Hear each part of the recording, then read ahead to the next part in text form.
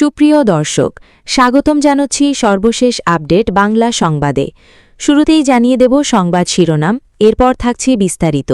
জানিয়ে দেব ফেঁসে গেল জামায়াত, বাতিল নিষেধাজ্ঞা, দেশে ফেরার পথে হাসিনা। বিস্তারিত থাকছে প্রতিবেদনে। এদিকে চাঁদাবাজি থেকে প্রকাশ্য খুন, কিশোরদের হাতে অস্ত্র ধরিয়ে বিএনপির অপরাধ অর্থনীতির সাজানো বাগান। বিস্তারিত থাকছে প্রতিবেদনে। আরও জানিয়ে দিব শিশু মৃত্যুর দায়ে ড ইউনূস ও নূরজাহানের বিচার দাবি। বিস্তারিত থাকছে প্রতিবেদনে। এদিকে যেই দেশ বাংলাদেশের চেয়ে পিছিয়ে সেই দেশ শেখাবে এগিয়ে যাওয়ার পথ। বিস্তারিত থাকছে প্রতিবেদনে। আরও জানিয়ে দেব হামে ৩০০ শিশুর মৃত্যু, ড ইউনূস ও নূরজাহান বেগমের বিচার চাইল বিপ্লবী ছাত্র মৈত্রী। বিস্তারিত থাকছে প্রতিবেদনে। এদিকে আওয়ামী লীগের কার্যক্রম নিষিদ্ধের সিদ্ধান্তের নিন্দা প্রতিবাদ করে বিবৃতি দেশ বিদেশের ইঞ্জিনিয়ারদের। বিস্তারিত থাকছে প্রতিবেদনে। আরও জানিয়ে দেব চাঁদাবাজি ও হত্যাচেষ্টা মামলায় যুবদল নেতা স্বপন রাকিব গ্রেপ্তার। বিস্তারিত থাকছে প্রতিবেদনে। আরও জানিয়ে দেব ফেনীর এসপি হলেন যুবদল নেতাসহ ২ হত্যা মামলার আসামি। বিস্তারিত থাকছে প্রতিবেদনে। এদিকে শুভেন্দু অধিকারীর ব্যক্তিগত সহকারীকে গুলি করে হত্যা। বিস্তারিত থাকছে প্রতিবেদনে। এবং সর্বশেষ জানিয়ে দিব গেরুয়া বুলডোজারে ত্রাসের রাজত্ব পশ্চিমবঙ্গে। বিস্তারিত থাকছে প্রতিবেদনে। সুপ্রিয় দর্শক, এতক্ষণ শুনছিলেন সংবাদ শিরোনাম, এবারে শুনবেন বিস্তারিত। তার আগে ভিডিওটি ভালো লাগলে এবং সর্বশেষ আপডেট নিউজ পেতে চ্যানেলটি সাবস্ক্রাইব করুন। ধন্যবাদ। ত্রয়োদশ জাতীয় সংসদ নির্বাচনে প্রতিদ্বন্দ্বিতা করতে পারেনি আওয়ামী লীগ। দলটিকে নিষিদ্ধ ঘোষণা করা হয়।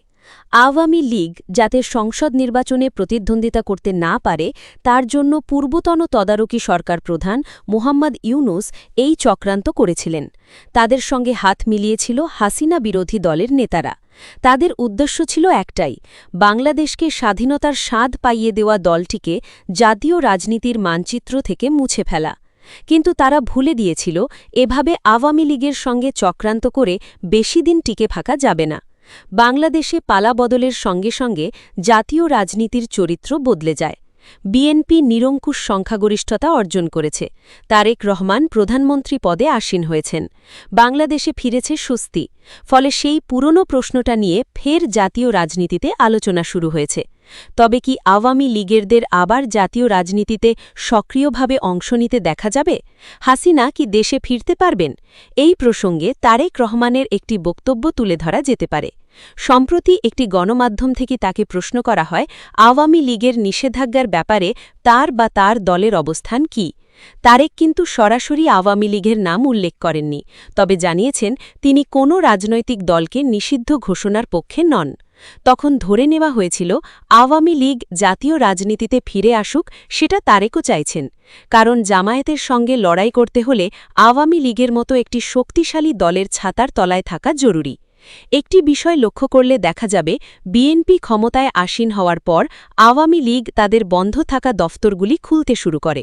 কোনো কোনো জায়গা থেকে যে তাদের বাধা দেওয়া হয়নি এমনটা নয়, তবে প্রশাসনের সর্বোচ্চ পর্যায় থেকে এই ব্যাপারে কোনো ইতিবাচক ভূমিকা নিতে দেখা যায়নি।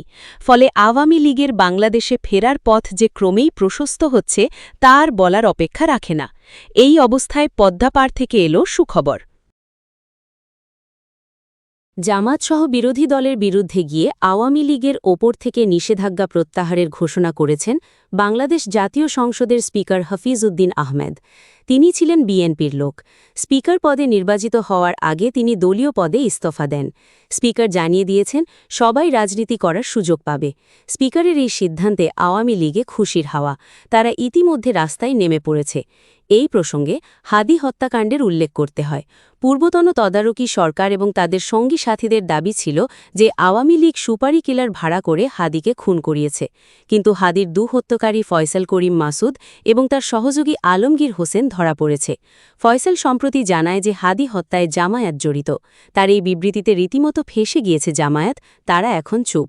এবার হাদি হত্যাকাণ্ড নিয়ে মুখ খুললেন বাংলাদেশ জাতীয় সংসদের স্পিকার হাফিজ উদ্দিন। তিনি বলেন, যারা হাদিকে হত্যা করে উল্টো বিচারের অভিনয় করে সব দোষ আওয়ামী লীগের ওপর চাপিয়ে দিয়েছিল, এখন দেখা যাচ্ছে এই নৃশংস হত্যাকাণ্ডের সঙ্গে কারা জড়িত। আস্তে আস্তে সব সত্য বেরিয়ে আসছে। এদেশে সব রাজনৈতিক দলের রাজনীতি করার অধিকার রয়েছে। এদিকে আবার ঈদে ছাত্রলীগ একটি মিছিল করে। ছাত্রলীগের ওপর থেকে নিষেধাজ্ঞা প্রত্যাহারের দাবি তুলেছে। রবিবার আরও একটি মিছিল বের করে ছাত্রলীগ। তারা জয় বাংলা স্লোগানও দেন। দলের ওপর থেকে নিষেধাজ্ঞা প্রত্যাহারের দাবিও তুলেছিলেন।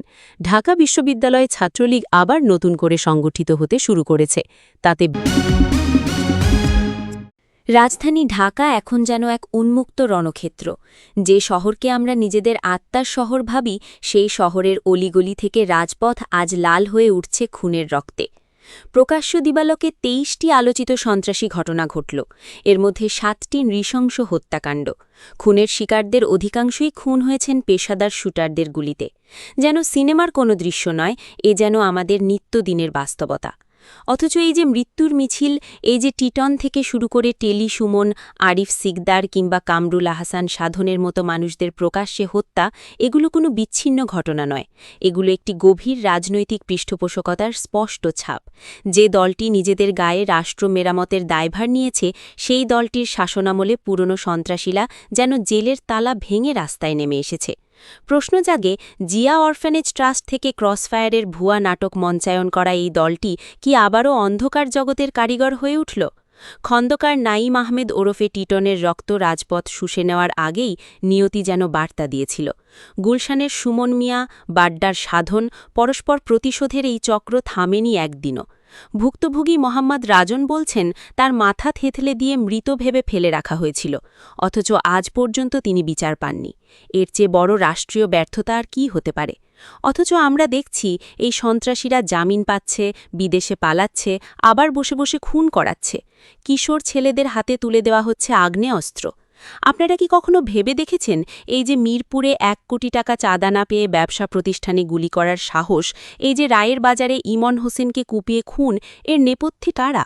বিশ্লেষণ বলছে, পোশাকের ঝুঁট, বাসাবাড়ির ময়লা, কোরবানির হাট আর ইন্টারনেট ব্যবসার নিয়ন্ত্রণ নিয়েই এই রক্তারক্তি। আর এই পুরো চক্রটা চলছে বিদেশি নম্বর থেকে কল করে। প্রশ্ন হল, দেশে বসে যখন সরকারের অত্যুৎসাহী মন্ত্রীরা বাংলাদেশ ট্যুরিজম নিয়ে মহাপরিকল্পনা করছেন, তখন বিদেশে পালিয়ে যাওয়া এই সন্ত্রাসীরা কিভাবে অনায়াসে দেশে খুনের নির্দেশ দিচ্ছে? কে তাদের সেই অভয় দিচ্ছে? উত্তরটা স্পষ্ট, যে দলের জন্ম সেনানিবাসের অন্ধকারে, সেই দলের কাছ থেকে আলো আশা করা বোকামি। ঢাকা বিশ্ববিদ্যালয়ের শিক্ষক তৌহিদুল হক বলেছেন, ৫ আগস্টের পর সন্ত্রাসীরা জামিনে এসে আবার অপরাধে জড়াচ্ছে, কিন্তু নজরদারি করার কেউ নেই। এটা তো ভয়ঙ্কর এক স্বেচ্ছাচারিতা। ২০০১ সালে শীর্ষ সন্ত্রাসীর তালিকা করে বিশ্বকে দেখানোর নাটক করেছিল বিএনপি নেতৃত্বাধীন জোট। আজ সেই একই দলের শাসনামলে সেই তালিকার ইমন, টিটন, হেলালরা রীতিমতো আন্ডারওয়ার্ল্ডের নয়া নেতা। পুরনো সন্ত্রাসীরা এখন নতুন রাজনৈতিক ছত্রছায়া পেয়ে রাজধানীকে ভাগ বাটোয়ারা করে ফেলেছে। ধানমন্ডি, হাজারিবাগ, মিরপুর থেকে গুলশান, বাড্ডা, কোনো থানাই বাদ নেই। বিচারহীনতার এই সংস্কৃতি যে দল সৃষ্টি করেছে, তারা আজ জনগণের জানমালের নিরাপত্তা দেবে, এটা কেমন কথা? দুঃখজনক সত্য হল, এই হত্যাযজ্ঞ বন্ধে সরকারের কার্যকর কোনো ভূমিকা নেই, বরং মনে হয় কেমন যেন সমঝোতার রাজনীতি। ঢাকা শহর আজ আতঙ্কের শহর, অথচ নির্দিষ্ট ধারাবাহিকতায় এসব ঘটছে। এটা আমাদের অগ্রগতি নয়, এটা রাষ্ট্রের মূল কাঠামোয় ধস নামার পূর্বাভাস। বিএনপি সরকারকে ধন্যবাদ, আপনারা মানুষের মনে ভয়, ব্যবসায়ীদের মনে অনিশ্চয়তা আর ভবিষ্যৎ প্রজন্মের জন্য একটা নরক উপহার দিচ্ছেন। যে দলের অন্দরমহল দুর্নীতি আর সন্ত্রাসের আঁতুড়ঘর, সেই দল দেশ চালাবে, এটাই ছিল বাংলাদেশের জন্য বাংলাদেশ যুব ইউনিয়ন হামে শিশু মৃত্যুর ঘটনার জন্য সাবেক অন্তর্বর্তী সরকারের প্রধান উপদেষ্টা ড. মুহাম্মদ ইউনুস ও স্বাস্থ্য উপদেষ্টা নূরজাহান বেগম সহ সংশ্লিষ্ট সবার বিচার ও শাস্তির দাবি জানিয়েছে বাংলাদেশ যুব ইউনিয়ন। সংগঠনের পক্ষ থেকে মঙ্গলবার ৫ মে এক বিবৃতিতে জানানো হয় যে হামের টিকা ক্যাম্পেইনে চরম অবহেলা ও ব্যর্থতার কারণে দেশে এক ভয়াবহ জনস্বাস্থ্য সংকট সৃষ্টি হয়েছে। বিবৃতিতে সংগঠনের সভাপতি খান আসাদুজ্জামান মাসুম ও সাধারণ সম্পাদক জাহাঙ্গীর আলম নান্নু বলেন, এ পর্যন্ত প্রায় ৩ শতাধিক শিশু হামে আক্রান্ত হয়ে মৃত্যুবরণ করেছে, যা অত্যন্ত মারমিত্তিক। এই বিপর্যয়ের জন্য বিগত অন্তর্বর্তীকালীন সরকারের দায় এড়ানোর কোনো সুযোগ নেই বলে তারা সাফ জানিয়ে দেন। নেতৃবৃন্দ অভিযোগ করেন যে ড ইউনূসের সরকার শিশুদের জীবন সুরক্ষাকে উপেক্ষা করে হঠাৎ করে টিকা ক্রয় সংক্রান্ত নীতিতে পরিবর্তন আনে। এর ফলেই দেশে হামের টিকার কৃত্রিম সংকট সৃষ্টি হয় এবং রোগটি দ্রুত মহামারী আকারে ছড়িয়ে পড়ে বলে তারা দাবি করেন। বিবৃতিতে আরও বলা হয় যে টিকা ক্রয় নীতিতে পরিবর্তন আনার সময় আন্তর্জাতিক সংস্থা ইউনিসেফ একাধিক সতর্কতা দিলেও বিগত সরকার তাতে উদাসীনতা প্রদর্শন করেছে। জনস্বাস্থ্য রক্ষায় এই ধরনের চরম অবহেলা কোনোভাবেই মেনে নেওয়া যায় না বলে ক্ষোভ প্রকাশ করেন এরা। চলতি বছরের মার্চের শেষে হামের প্রাদুর্ভাব দেখা দেওয়ার পরও সংক্রমণ প্রতিরোধে জোরালো পদক্ষেপ গ্রহণে সরকার ব্যর্থ হয়েছে বলে বিবৃতিতে উল্লেখ করা হয়। এই অবস্থায় বর্তমান সরকারকে দ্রুত ও কার্যকর পদক্ষেপ গ্রহণের জন্য জোরালো আহ্বান জানিয়েছে সংগঠনটি। যুব ইউনিয়নের পক্ষ থেকে অবিলম্বে সারা দেশে হামের প্রাদুর্ভাব মোকাবিলায় জরুরি পরিস্থিতি ঘোষণা করার দাবি জানানো হয়েছে। এছাড়া শিশুদের জীবন রক্ষায় ফিল্ড হাসপাতাল স্থাপন করে চিকিৎসা কার্যক্রম সম্প্রসারণ এবং সবার জন্য টিকা নিশ্চিত করার ওপর তারা সর্বোচ্চ গুরুত্ব দিয়েছেন। বাংলাদেশের ১২ জন উচ্চপদস্থ সরকারি কর্মকর্তাকে পাকিস্তানের লাহোরে পাঠানো হচ্ছে দক্ষতা বাড়ানোর প্রশিক্ষণের জন্য। জনপ্রশাসন মন্ত্রণালয়ের অফিস আদেশে এটা নিশ্চিত করা হয়েছে। ৪ থেকে ২১ মে পর্যন্ত লাহোরের সিভিল সার্ভিসেস একাডেমিতে এই প্রশিক্ষণ হবে এবং সমস্ত খরচ বহন করবে পাকিস্তান সরকার। বিনামূল্যে প্রশিক্ষণ, বিনামূল্যে থাকা খাওয়া, শুনতে চমৎকার, কিন্তু যে দেশে পাঠানো হচ্ছে সেই দেশটার পরিচয়টা একটু মনে করিয়ে দেওয়া দরকার। পাকিস্তান এমন একটি দেশ যেখানে মসজিদে বোমা পড়ে, বাজারে বোমা পড়ে, স্কুলে হামলা হয়। তেহরিক-ই-তালেবান পাকিস্তান, লস্কর-ই-তাইয়েবা, জৈশ-ই-মোহাম্মদ এই নামগুলো পাকিস্তানের ভূখণ্ড থেকে উৎপন্ন জঙ্গি সংগঠন, গোটা দুনিয়া যা জানে। ভারত, আফগানিস্তান, এমনকি পাকিস্তানের নিজের মানুষও এই সংগঠনগুলোর হাতে মরেছে বছরের পর বছর ধরে। সুশাসনের আন্তর্জাতিক সূচকে পাকিস্তান বাংলাদেশের চেয়ে ৬ ধাপ পেছনে। জাতিসংঘের মানব উন্নয়ন সূচকে পেছনে আরও বেশি দূরে। যে দেশ নিজেই এত পেছনে আছে, সেই দেশ বাংলাদেশের কর্মকর্তাদের কি শেখাবে? কিভাবে নির্বাচিত প্রধানমন্ত্রীকে কারাগারে রেখে সেনাবাহিনীর ছায়ায় দেশ চালাতে হয়, সেটা অবশ্য পাকিস্তান ভালোই জানে। এখন প্রশ্ন হল, এই সিদ্ধান্ত কে নিয়েছে এবং কেন? ফেব্রুয়ারির ১২ তারিখে যে নির্বাচন হয়েছে সেটাকে নির্বাচন বলা একটু কঠিন।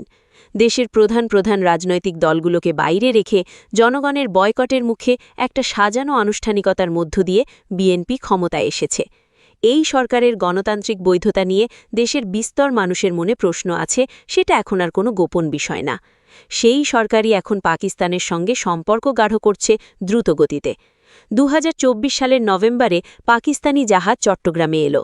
জানুয়ারিতে ঢাকা করাচি সরাসরি ফ্লাইট শুরু হলো, আর এখন উচ্চপদস্থ কর্মকর্তারা পাকিস্তানে যাচ্ছেন প্রশিক্ষণ নিতে। ধারাবাহিকতাটা লক্ষ্য করার মতো। বিএনপির জন্মের ইতিহাস অনেকেরই জানা। জিয়াউর রহমান সেনাবাহিনীর ভেতরে বসে একটি রাজনৈতিক দল তৈরি করেছিলেন, যে দলের শিকড় কখনো গণমানুষের মাটিতে গেঁথে যায়নি।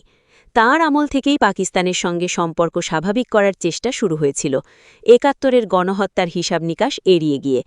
সেই দলই এখন ক্ষমতায়, এবং তারা সরকারি কর্মকর্তাদের পাকিস্তানে পাঠাচ্ছেন পাকিস্তানি অর্থে প্রশিক্ষণের জন্য। নিউজ পাকিস্তান গর্ব করে বলছে, ৭০-এর দশকের পর এই প্রথম দুই দেশের কর্মকর্তাদের মধ্যে আনুষ্ঠানিক পেশাগত আদান-প্রদান হতে যাচ্ছে। পাকিস্তানের এই উৎসাহের কারণটা বোঝা কঠিন না।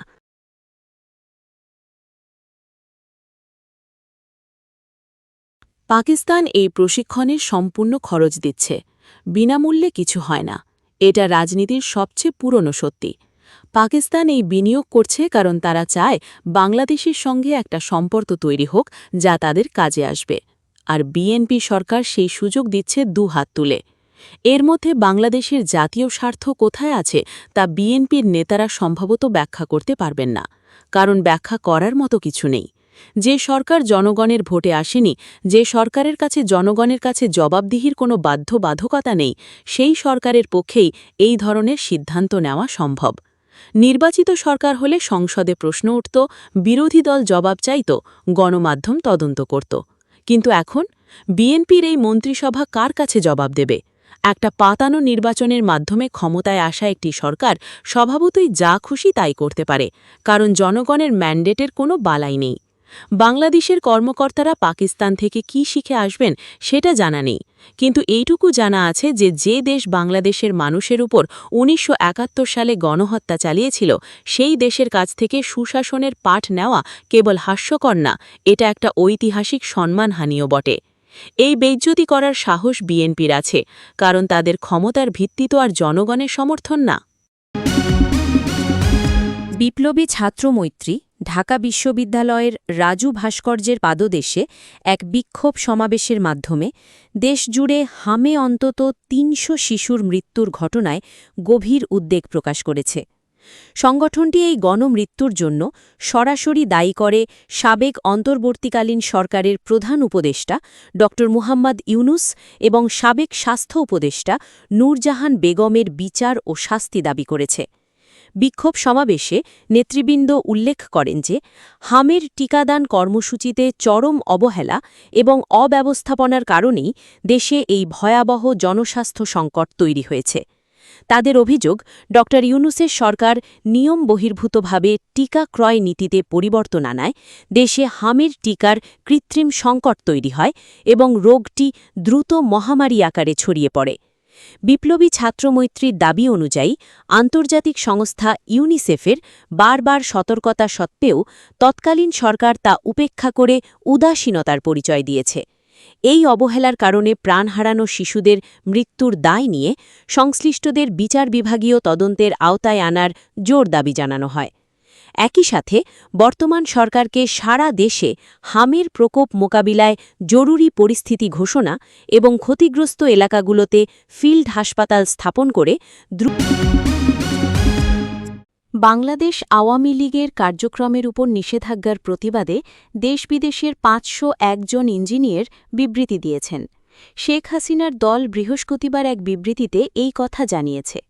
তাতে বলা হয়েছে, মহান মুক্তিযুদ্ধের আদর্শে বিশ্বাসী ও গণতান্ত্রিক রাষ্ট্রব্যবস্থা বিনির্মাণে প্রতিশ্রুতিবদ্ধ সচেতন বাংলাদেশি প্রকৌশলী তথা ইঞ্জিনিয়ার হিসেবে আমরা গভীর উদ্বেগের সঙ্গে লক্ষ্য করছি যে আমাদের প্রাণপ্রিয় মাতৃভূমি বাংলাদেশ আজ এক চরম সংকটে নিমজ্জিত। ইউনুস বিএনপি জামায়াত গ্যাংয়ের সমঝোতামূলক ভাগবাটোয়ারার নির্বাচনের মাধ্যমে অবৈধভাবে ক্ষমতা দখলকারী বিএনপি সরকার এবং বিরোধী দলের আসনে বসা মুক্তিযুদ্ধ বিরোধী রাজাকার জামায়াতে ইসলামী আজ জাতীয় সংসদে বসে মহান মুক্তিযুদ্ধের নেতৃত্বদানকারী দল বাংলাদেশ আওয়ামী লীগের কার্যক্রম নিষিদ্ধ করার যে ধৃষ্টতা দেখিয়েছে, আমরা তার প্রতি তীব্র নিন্দা ও ধিক্কার জানাচ্ছি।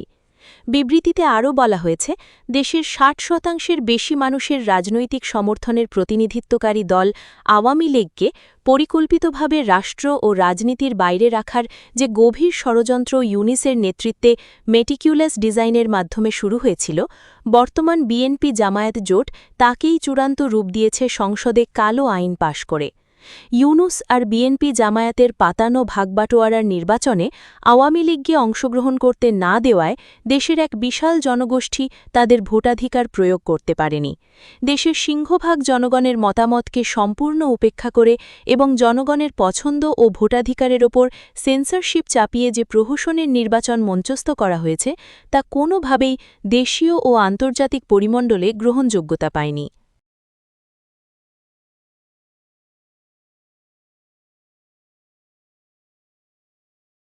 আমরা গভীর উদ্বেগের সঙ্গে লক্ষ্য করছি যে বিরোধী দলের ভ্যাকিউম পূরণ করতে বিএনপি ও জামায়াত লোক দেখানো পারস্পরিক বিরোধিতা করলেও দেশবিরোধী সকল কর্মকাণ্ডেই তারা এক ও অভিন্ন। তথাকথিত সংসদীয় গণতন্ত্রের আড়ালে তারা আসলে ৭১-এর পরাজয়ের প্রতিশোধ নিতে এবং বাঙালির সকল গৌরবোজ্জ্বল ইতিহাস মুছে ফেলতে ঐক্যবদ্ধ হয়েছে।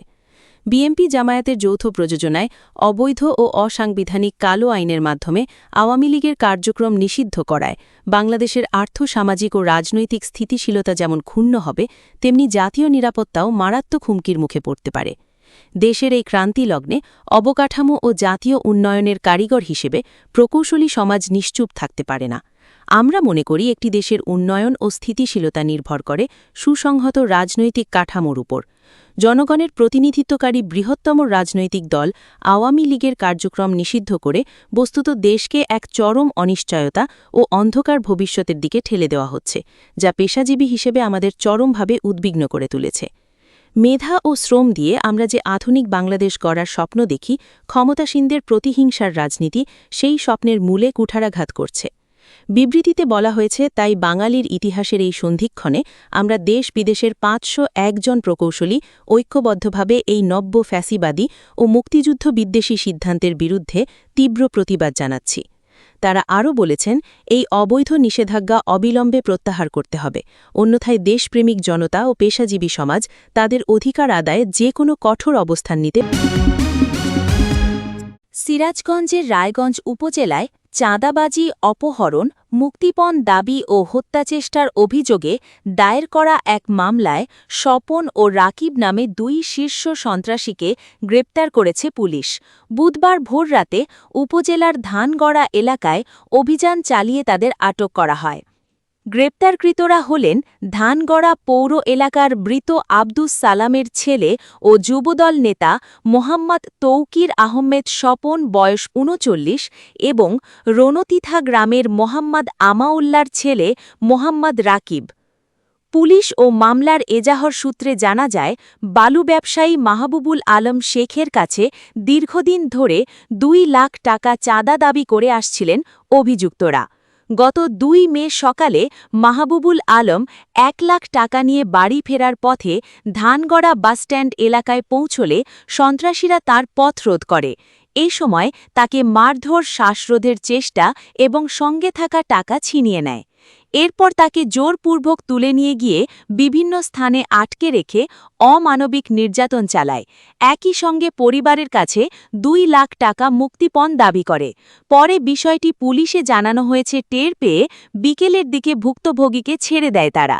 স্থানীয়রা গুরুতর আহত অবস্থায় তাকে প্রথমে একটি স্থানীয় ক্লিনিকে এবং পরে সিরাজগঞ্জ সদর হাসপাতালে ভর্তি করেন। মামলার তদন্ত কর্মকর্তা এসআই মোহাম্মদ মানিক উদ্দিন জানান, প্রাথমিক জিজ্ঞাসাবাদে আসামিদের ঘটনার সঙ্গে সম্পৃক্ততার প্রমাণ পাওয়া গেছে। মামলাটি তদন্তাধীন রয়েছে এবং তাদের বিরুদ্ধে রিমান্ড আবেদন করা হয়েছে। রায়গঞ্জ থানার ওসি মোহাম্মদ আহসানুজ্জামান বলেন, বুধবার দুপুরে আটক ২ আসামিকে আদালতের মাধ্যমে জেল হাজতে পাঠানো হয়েছে। ঘটনাটি গুরুত্ব সহকারে তদন্ত করা হচ্ছে এবং জড়িত অন্যদের গ্রেপ্তারে অভিযান অব্যাহত রয়েছে। উল্লেখ্য, প্রধান আসামি তৌকির আহমেদ স্বপনের বিরুদ্ধে মাদক, চাঁদাবাজি, বিস্ফোরক দ্রব্য ও মানুষকে পুড়িয়ে হত্যাচেষ্টা সহ একাধিক মামলা রয়েছে বলে পুলিশ সূত্রে জানা গেছে। স্থানীয়দের অভিযোগ, তার সন্ত্রাসী কর্মকাণ্ডে এলাকায় দীর্ঘদিন ধরে আতঙ্ক বিরাজ করছিল। যুবদল নেতাসহ ২ হত্যা মামলার আসামি চট্টগ্রাম মেট্রোপলিটন পুলিশের উপকমিশনার মোহাম্মদ মাহবুব আলম খানকে ফেনীর পুলিশ সুপার এসপি হিসেবে পদায়ন করা হয়েছে। মঙ্গলবার ৫ মে স্বরাষ্ট্র মন্ত্রণালয়ের জননিরাপত্তা বিভাগের পুলিশ ১ শাখা থেকে জারি করা এক প্রজ্ঞাপনে তাকে পদায়ন করা হয়। বুধবার ০৬ মে তার পদায়ন বাতিলের আবেদন জানিয়ে এবং তাকে আইনের আওতায় আনার দাবি জানিয়ে প্রধানমন্ত্রীর কার্যালয়ে লিখিত আবেদন করেছেন হত্যার শিকার যুবদল নেতার পরিবারের এক সদস্য।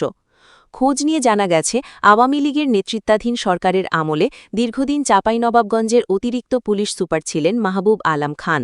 ওই সময় বিএনপি জামায়াতের কর্মসূচিতে বাধা, হামলা, তাদের নেতাকর্মীদের ব্যাপক নির্যাতনের অভিযোগ রয়েছে মাহবুবের বিরুদ্ধে। তৎকালীন বিরোধী দলের একাধিক নেতাকর্মীর হত্যাকাণ্ডে মাহবুবের সম্পৃক্ততা রয়েছে বলে ভুক্তভোগীরা অভিযোগ করেছেন। ২০২২ সালের মাঝামাঝি সময় তিনি চাঁপাইনবাবগঞ্জ থেকে বদলি হন। সবশেষ তিনি সিএমপির ডিসি পশ্চিম জোনের ডিসি হিসেবে কর্মরত রয়েছেন। ২০২৪ সালের ৫ আগস্ট আওয়ামী লীগের নেতৃত্বাধীন সরকারের পতন হলে মাহবুবের কর্মকাণ্ড সামনে আসে। চাঁপাইনবাবগঞ্জের আদালত ও থানায় তার বিরুদ্ধে ২টি হত্যা মামলা করেন ভুক্তভোগীরা। এর মধ্যে একটি রয়েছে জেলার শিবগঞ্জ থানার যুবদল নেতা মিজান হত্যা মামলা। ওই মামলার এজাহার সূত্রে জানা যায়, ২০১৭ সালের সালের ২৭ এপ্রিল চাঁপাইনবাবগঞ্জ জেলার শিবগঞ্জ থানায় পুলিশের কথিত বন্দুকযুদ্ধে মিজান নিহত হন। এ ঘটনায় নিহতের বাবা আইনাল হক ২০২৪ সালের ১৩ সেপ্টেম্বর শিবগঞ্জ থানায় হত্যা মামলা দায়ের করেন। ওই মামলার ১০ নম্বর আসামি হিসেবে মাহবুব আলম খানের নাম রয়েছে। এজাহারে উল্লেখ করা হয়, আইনাল হকের ৪ ছেলের মধ্যে সেতাউর রহমান ছিলেন চাঁপাইনবাবগঞ্জ জেলা ছাত্রদলের সিনিয়র যুগ্ম আহ্বায়ক এবং মিজানুর রহমান ইউনিয়ন যুবদলের কর্মী। ২০১৬ সালের ১৭ আগস্ট ছাত্রদল নেতা সেতাউর রহমানকে আটকের উদ্দেশ্যে আইনাল হকের বাড়িতে পুলিশ অভিযান চালায়। সেতাউরকে না পেয়ে পুলিশ তার ভাই মিজানুর রহমানকে তুলে নিয়ে যায়। পরে মিজানুর রহমানকে আটকের বিষয়টি পুলিশ অস্বীকার করে। ঘটনার পর ভুক্তভোগীর পরিবারের সদস্যরা তৎকালীন অতিরিক্ত পুলিশ উপসচিব মাহবুব আলম খানের সঙ্গে যোগাযোগ করলে তিনি খোঁজ নেওয়ার আশ্বাস দেন। পরে এক পুলিশ কর্মকর্তা জানান, মিজানুর রহমানকে জিজ্ঞাসাবাদের জন্য রেঞ্জ ডিআইজি কার্যালয়ে নেওয়া হয়েছে। এজাহারে আরও বলা হয়, আইনাল হকের আরেক ছেলে তৎকালীন রাজশাহী বিশ্ববিদ্যালয়ের ছাত্র রেজাউলের কাছে মিজানুরকে ছেড়ে দেওয়া বাবদ ২০ লাখ টাকা দাবি করেন পুলিশের ঊর্ধ্বতন ২ কর্মকর্তা। পরে বিএনপির তৎকালীন ভারপ্রাপ্ত চেয়ারম্যান ও বর্তমান প্রধানমন্ত্রী তারেক রহমানের সঙ্গে যোগাযোগ করা হলে তিনি ভুক্তভোগীর পরিবারকে ৮ লাখ টাকা দেন। ভুক্তভোগীর পরিবার আরও ১ লাখ টাকা জোগাড় করে পুলিশকে মোট ৯ লাখ টাকা প্রদান করে। এরপরও পুলিশ আরও ১১ লাখ টাকা দাবি করে। পুলিশের সঙ্গে দর কষাকষি চলাকালীন এক পর্যায়ে ২০১৬ সালের ২৮ ডিসেম্বর রেজাউল করিমকে রাজশাহী নগরের সাহেববাজার এলাকার একটি মেস থেকে ডিবি পরিচয়ে তুলে নেওয়া হয়। এরপর অনেক দিন ২ ভাই নিখোঁজ থাকেন। পরে ২০১৭ সালের ১৭ এপ্রিল জঙ্গি আস্তানায় বোমা বিস্ফোরণের ঘটনায় ৪ জন নিহত হওয়ার একটি ঘটনা সাজানো হয়। ভুক্তভোগীদের পরিবারকে জানানো হয়, বন্দুকযুদ্ধে তাদের ছেলে মিজানুর নিহত হয়েছেন। আরেক ভাই রেজাউল করিমের কথা পুলিশ অস্বীকার করতে থাকে। তার সন্ধান এখনও মেলেনি। সরকার পরিবর্তনের পর ২০২৪ সালের ২১ আগস্ট শিবগঞ্জে সংবাদ সম্মেলন করেন মিজানুর ও রেজাউলের পরিবারের সদস্যরা। একই বিষয়ে থানায় মামলার পাশাপাশি গুম কমিশনেও অভিযোগ দিয়েছেন পরিবারের সদস্যরা। গত বছরের ফেব্রুয়ারিতে গুম কমিশন ও আন্তর্জাতিক অপরাধ ট্রাইব্যুনালের প্রসিকিউটররা বিষয়টি তদন্ত করতে চাঁপাইনবাবগঞ্জ যান। আইনাল হকের মামলার তদন্ত কর্মকর্তা শিবগঞ্জ থানার পুলিশ পরিদর্শক মাহমুদ ঢাকা পোস্টকে বলেন, এই মামলায় ৬ থেকে ৭ জন আসামিকে গ্রেপ্তার করা হয়েছে। বাকি আসামিরা পলাতক রয়েছেন। মামলাটি ঊর্ধ্বতন কর্মকর্তারা তদারকি করছেন। মাহবুব আলম খানের এসপি পদে পদায়ন বাতিলের আবেদন জানিয়ে এবং তাকে আইনের আওতায় আনার দাবি জানিয়ে বুধবার ৬ মে প্রধানমন্ত্রীর কার্যালয়ে লিখিত আবেদন করেছেন ভুক্তভোগী পরিবারের সদস্য এবং চাঁপাইনবাবগঞ্জ জেলা ছাত্রদলের সিনিয়র যুগ্ম আহ্বায়ক সেতাউর রহমান। তিনি ঢাকা পোস্টকে বলেন, এএসপি মাহবুব আলম খান চাঁপাইনবাবগঞ্জে প্রায় ৮ বছর চাকরি করেছেন। এমন কোনো অপরাধ নেই যা তিনি করেননি। তিনি আমাদের পরিবার ধ্বংস করে দিয়েছেন। কত মায়ের বুক খালি করেছেন তার কোনো হিসেব নেই। মামলা থাকা সত্ত্বেও কিভাবে তার পদায়ন হয়? আমরা এর একটা বিহিত চাই। খোঁজ নিয়ে জানা যায় ২০২৪ সালের ২০ অক্টোবর ফিরোজ আহমেদ নামে একজন বাদী হয়ে শিবগঞ্জ থানায় আরও একটি হত্যা মামলা দায়ের করেন। ওই মামলায় ১২ জন আসামির মধ্যে মাহবুব আলম খানকে ৩ নম্বর আসামি করা হয়েছে। মামলার সময় তিনি চাঁপাইনবাবগঞ্জের অতিরিক্ত পুলিশ উপসুপার হিসেবে দায়িত্ব পালন করছিলেন। এই মামলার তদন্ত কর্মকর্তা শিবগঞ্জ থানার এসআই ইমরান হোসেন বলেন, প্রাথমিক তদন্তে তার নাম বাদ দেওয়ার সুপারিশ করা হয়েছে, তবে এখনও পূর্ণাঙ্গ প্রতিবেদন জমা দেওয়া হয়নি। অভিযোগের বিষয়ে সিএমপির উপকমিশনার মাহমুদ আলম খান ঢাকা পোস্টকে বলেন, ২টি হত্যা মামলার মধ্যে একটিতে ইতোমধ্যে আমাকে অব্যাহতি দেওয়া হয়েছে। বাকিটিতে অর্থাৎ আইনাল হক যে মামলার বাদী, সেটির ঘটনার সময় আমি ট্রেনিংয়ে ছিলাম। এ সংক্রান্ত প্রমাণ আমি সংশ্লিষ্টদের দিয়েছি। ওই মামলায়ও আমাকে অব্যাহতি দেওয়া হবে বলে আশা করছি। এই বিষয়ে জানতে পুলিশ সদর দপ্তরের সহকারী মহাপরিদর্শক AIG media and PR AHM M Shahadat হোসাইনকে একাধিকবার কল করা হলেও তিনি রিসিভ করেননি। খুদে বার্তা পাঠিয়েও কোনো সাড়া পাওয়া যায়নি। একই বিষয়ে জানতে চাইলে পুলিশ সদর দপ্তরের ডিআইজি অ্যাডমিন আবু সালেহ রায়হান বলেন, আমি মাত্রই এখানে যোগদান করেছি, বিস্তারিত খোঁজ খবর না নিয়ে কিছু বলতে পারছি না। মানবাধিকার আইনজীবী অ্যাডভোকেট জিয়া হাবিব আহসান ঢাকা পোস্টকে বলেন, ফৌজদারি মামলায় জামিন নেননি মানে তিনি পলাতক, তাকে অবশ্যই পুলিশ থেকে বরখাস্ত করা দরকার। যাদের বিরুদ্ধে এই ধরনের গুরুতর অভিযোগ রয়েছে তাদের পদায়নের ক্ষেত্রে সরকারকে আরও সতর্ক হওয়া দরকার। এসপি মানে জেলার শীর্ষ পুলিশ কর্মকর্তা। এই ধরনের পদে এরকম লোক বসালে ২৪-এর গণবিপ্লব বেহাত হয়ে যাওয়ার সম্ভাবনা আছে।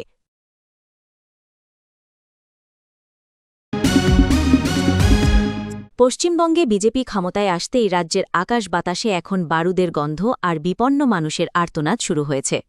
গত ৪ মে বিধানসভা নির্বাচনের ফল প্রকাশের কয়েক ঘণ্টা পর থেকেই রাজধানী কলকাতা সহ গোটা রাজ্য রক্তক্ষয়ী ও উন্মত্ত সহিংসতার কবলে পড়েছে। সংসদীয় গণতন্ত্রের সব শালীনতা চূর্ণ বিচূর্ণ করে বিজয়ী গেরুয়া শিবিরের বুলডোজার রাজনীতি আর পৈশাচিক আস্ফালন বাংলাকে অনিশ্চিত অন্ধকারের দিকে ঠেলে দিয়েছে। কলকাতার রাজপথ জয় শ্রীরাম স্লোগান আর গেরুয়া পতাকায় ছেয়ে গেছে। এমনকি যেসব এলাকায় তৃণমূল কংগ্রেস জয়ী হয়েছে সেখানেও প্রাণ বাঁচাতে এবং ঘরবাড়ি রক্ষা করতে সাধারণ মানুষ ও কর্মী সমর্থকরা নিজেদের ছাদে বিজেপির পতাকা টাঙাতে বাধ্য হচ্ছেন।